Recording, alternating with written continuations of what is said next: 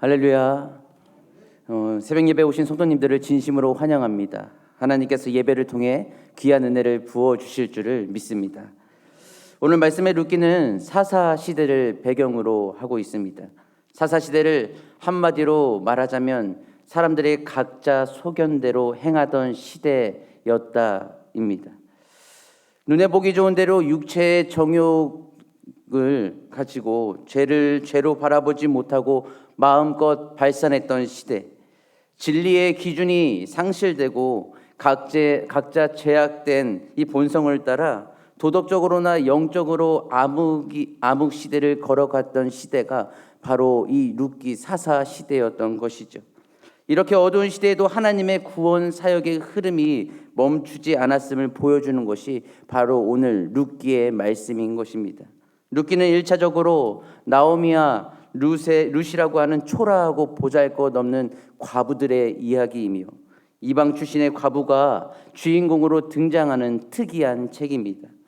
배경을 간략히 보면 사사시대의 가장인 엘리멜렉은 이 자신이 살던 이스라엘의 흉년을 피해 자신의 아내와 두 아들을 데리고 모압으로 이주했습니다. 그런데 무슨 이유에서인지 엘리멜렉이 죽었고 갑작스럽게 집의 가장이 된 이 나오미는 두 아들의 아내를 모압에서 두 며느리를 맞이하게 되었는데 한 여인의 이름은 룻이었고 다른 여인은 오르바였죠.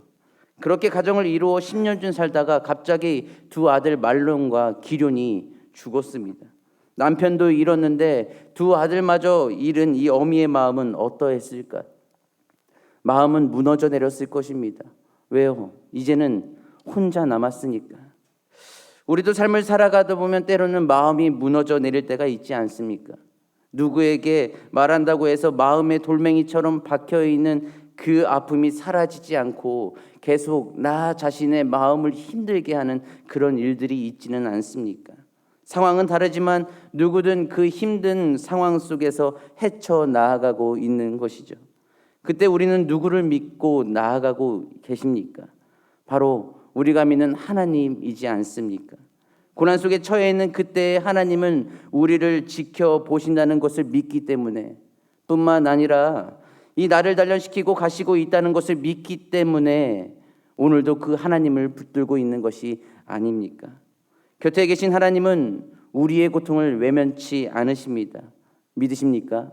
슬피 울고 부르짖는 마음이 룻처럼 있는 그때에는 나는 혼자가 아니라 하나님께서 내 마음을 두드리고 있다는 것을 절대로 놓치지 마시고 영적으로 깨어 믿음으로 담대히 나아가시는 우리 성도님들이 되시기를 축복합니다. 마음이 산산조각난 상황 속에서 하나의 복된 소식이 이 나오미에게 들려옵니다. 그 말씀은 1장 6절 말씀인데요. 여호와께서 자기 백성을 돌보시사 그들에게 양식을 주셨다 함을 듣고, 엘리멜렉과 나오미와 그 두 아들은 이전에 이스라엘에 있을 때 그때 흉년이 와서 떠났는데 이제는 그곳에 양식이 생겼다함을 듣게 되었습니다. 얼마나 기쁜 소식이었을까요? 이제는 이곳에서 더 이상 고생을 하지 않아도 되고 고향으로 돌아가면 이제 마음대로 먹을 수 있다고 생각하며 기뻐했을 것입니다. 그 기쁨을 들고 며느리 둘과 이 초라한 귀향길을 가는데요. 이 귀향길을 가는 길이 오늘 본문 말씀입니다. 가는 도중에 나오미는 어떠한 생각을 했는지 갑자기 두 며느리에게 배려를 해주는데 그 배려는 너희들의 새 삶을 위해서 고향으로 돌아가 새 남편을 만나 행복한 가정을 이루라는 배려였습니다. 두 며느리는 울다가 끝내 오르바는 자기 고향으로 돌아갔고 롯은 나오미의 강권에도 불구하고 오늘 본문 말씀을 고백했던 것이었습니다. 17절 말씀인데요. 16절, 17절 말씀을 좀 길지만 함께 봉독해 보도록 하겠습니다. 함께 읽도록 하겠습니다. 시작.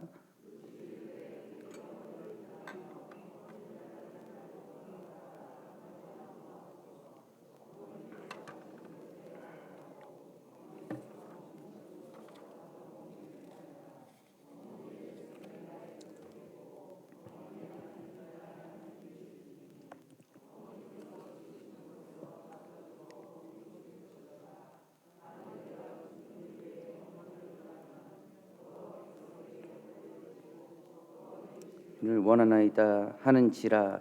아멘. 아브라함의 하나님, 이삭의 하나님, 또한 야곱의 하나님을 잊는 것처럼 룻은 고백했습니다. 롯의 고백도 아름다웠지만 두 자식과 남편을 잃어버린 상황에서도 결코 좌절하지 않고 이스라엘 땅으로 떠났던 이 나오미의 신앙은 더 아름다움이 묻어났습니다. 그가 낙담하지 않고 이스라엘 땅으로 떠났던 나오미의 이 신앙, 그는 어떠한 소망을 가지고 있었기에 그렇게 낙담하지 않고 다시금 고향으로 돌아갈 수 있었는가를 생각해 보면 하나님을 향한 믿음이 그의 마음속에서 회복되고 있었다는 사실입니다. 그 믿음을 보고 오늘 룻은 나오미를 따르는 결정을 했던 것이었죠. 인간적으로 생각해 보면 룻이 나오미를 따라갈 필요가 없습니다. 왜냐하면 시어머니인 나오미에게 남아있는 것이 하나도 없었기 때문이었죠. 너무 가난했고, 또한 룻은 모압 족속 이방인이었기 때문에 룻이 만일 나오미를 따라 고향으로 간다면 사람들의 무시함을 각오해야만 했습니다. 룻은 선택의 기로에 서 있었습니다. 오르바는 먼저 떠났고 이제 룻의 결정만 남은 상황인 것이죠. 역지사지로 생각하면 여러분이라면 어떠한 선택을 하시겠습니까? 오르바처럼 시어머니인 나오미를 떠나시겠습니까?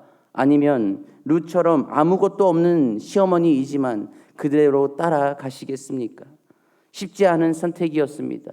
그럼에도 불구하고 룻은 나오미를 부쫓았다라고 성경은 말씀하고 있습니다. 이 부쫓았더라는 단어는 굳게 결합하다, 붙들고 늘어지다라는 것을 의미합니다. 남녀의 결혼관계, 하나님과 백성의 관계에서 뜻을 같이하며 이 진심으로 따른다는 것을 의미를 내포하고 있는 것이죠. 붙쫓을 상황이 아닌데도 불구하고 붙쫓는 이유는 무엇일까요? 주목해야 할 것은 바로 룻의 고백에 있습니다. 어머니의 하나님이 나의 하나님이 되십니다. 룻이 그동안 나오미의 삶을 지켜보지 않았습니까? 잘못된 판단으로 이방 모압까지 와서 망했지만 결정적인 한 가지는 나오미의 믿음이 회복되고 있음을 알았습니다.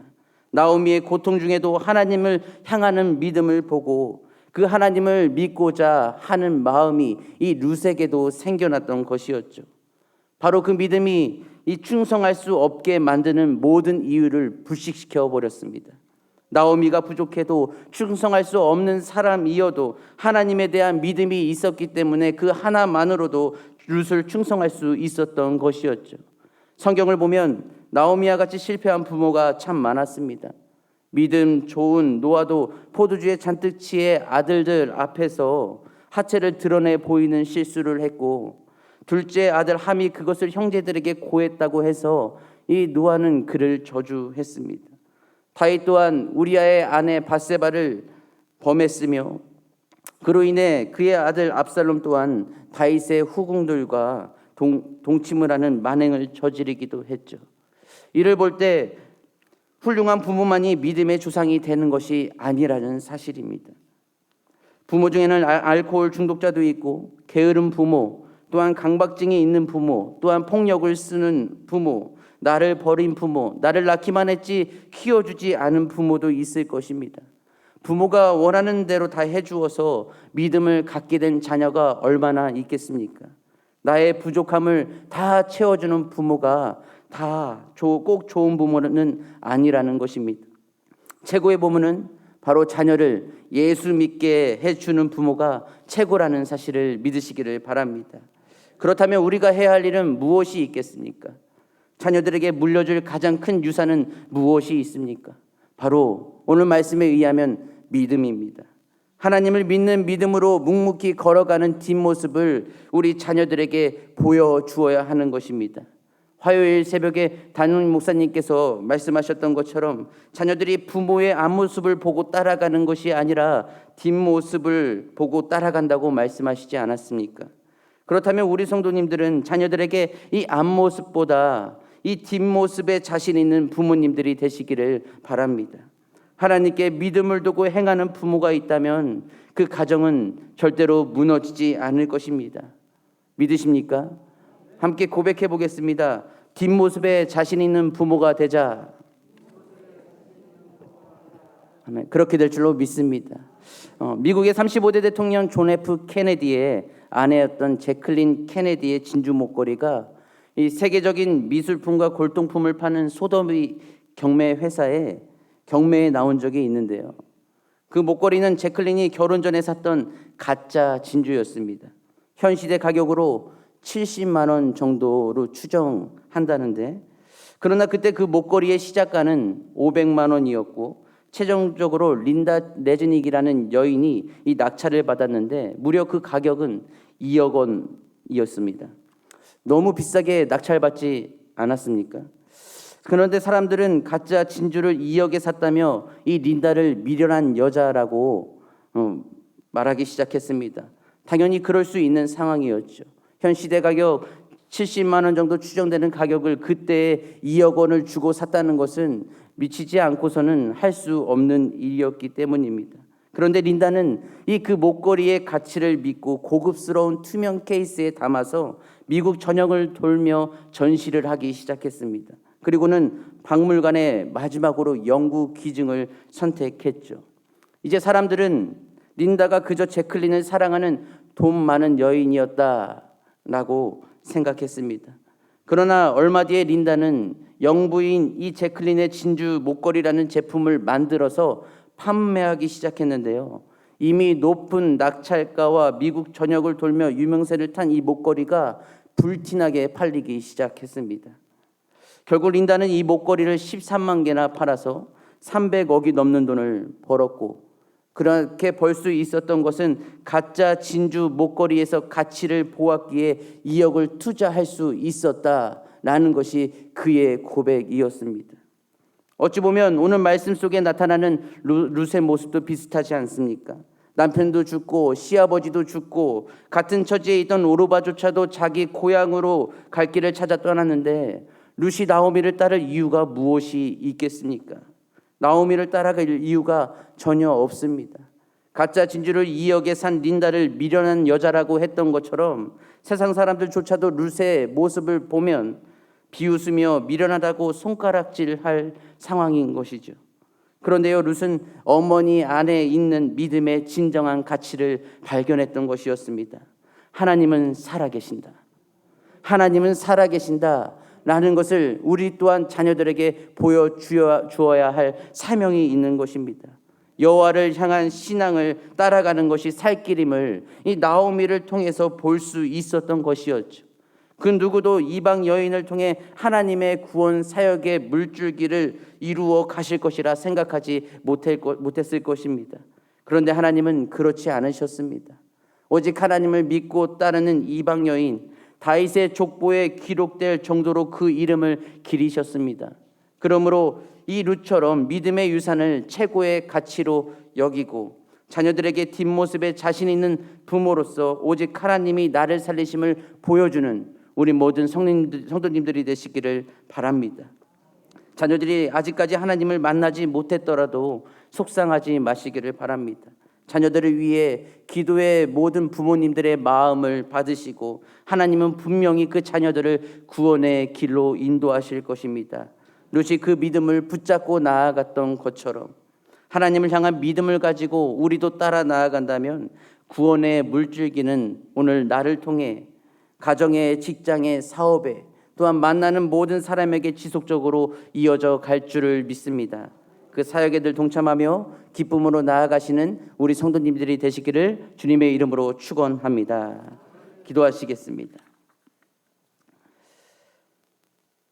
사랑의 하나님 아버지, 보잘것없는 이방 여인이었던 룻을 오직 하나님을 향한 신앙을 선택했을 때 오직 다윗의 족보에 참여할 수 있는 귀한 은혜를 허락하여 주셨던 것처럼 아버지, 우리 또한 어느 곳에 있든지 룻처럼 하나님만을 선택하고 주님께서 주신 믿음을 따라서 오직 기뻐하시는 길을 선택하며 나아가는 우리 모두가 되게 하여 주시옵소서. 어느 곳에 세워주실지라도 절대로 흔들리지 않는 믿음으로 담대히 전진하게 하여 주시옵시고, 보이지 않는 모든 상황일지라도 하나님을 향한 믿음을 통하여 그 길이 열릴 줄 믿고 주님의 영광 안에서 담대하게 전진하게 하여 주시옵소서. 사랑이 많으신 우리 주 예수님의 이름으로 기도드리옵나이다. 아멘.